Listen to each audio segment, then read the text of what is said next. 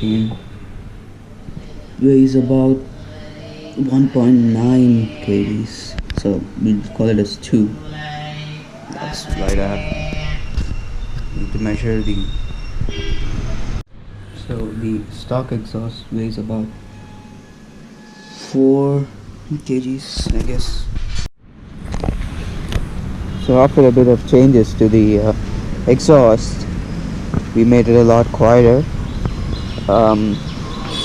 First thing we did was reduce the hole of the dB color.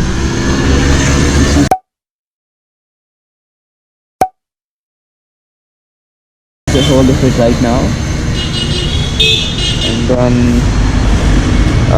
this is what we did. So we bought an additional dB killer from KC Road, and we will be fitting that to the pen pipe over here from the inside. Put it in. So it sits there, and we plan on spot welding it so that it sits there, and I guess I'll be done with the exhaust work. So there are 2 dB killers in actually, and we also did a decibel check using a mobile app. It turned out to be 92 without the exhaust, just from the approx. With the exhaust it was 90 without any dB killers obviously. Then when we measured it with the 2 dB killers inside, it was 81. So that's great.